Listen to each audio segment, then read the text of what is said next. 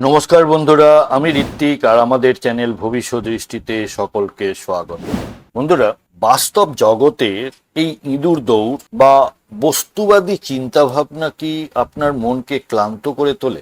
আপনার মনের ভেতরে কি এক গভীর আধ্যাত্মিক জগৎ, তীব্র ইনটিউশন বা চমৎকার কোনো কাল্পনিক ভাবনা সারাক্ষণ খেলা করে? তাহলে আপনি আপনার জন্মপত্রিকা খুলে দেখতে পারেন যে রাহুদেব আপনার জন্মপত্রিকাতে মীন রাশিতে অবস্থান করছে, অর্থাৎ রাহুদেবের অবস্থান এখানে। যে সকল জাতক জাতিকার জন্মপত্রিকায় রাহুদেব মীন রাশিতে অবস্থান করে তাদের কল্পনা শক্তি ও ইনটিউশন পাওয়ার হয় অসামান্য। এরা স্বপ্নের মাধ্যমে বা সিক্স সেন্স কাজে লাগিয়ে ভবিষ্যতের অনেক ঘটনা আগে থেকেই অনুধাবন করতে পারে। এরা বড্ড সংবেদনশীল, দয়ালু এবং মানুষের দুঃখ কষ্ট গভীরভাবে অনুভব করার মতো নরম মনের মানুষ হয়। বৃহস্পতির এই রাশিতে রাহুর এই অবস্থানের প্রভাবে এরা স্পিরিচুয়াল বা mental health therapist, creative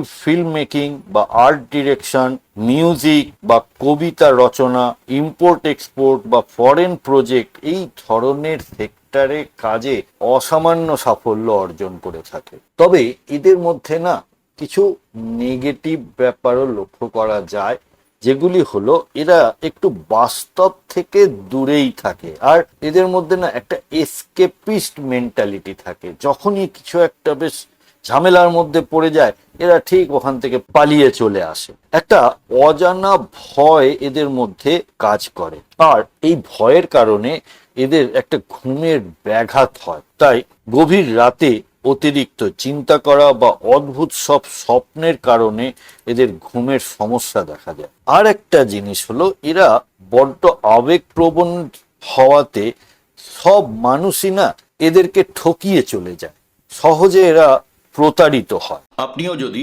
career বা রিলেশনশিপ বা যে কোনো সমস্যায় ভুক্তভোগী হয়ে থাকেন তাহলে জ্যোতিষীয় পরামর্শের জন্য ভবিষ্যৎ দৃষ্টির সাথে যোগাযোগ করতে পারেন। নিচে ওয়েবসাইট এবং হোয়াটসঅ্যাপ নাম্বার দেওয়া রইল।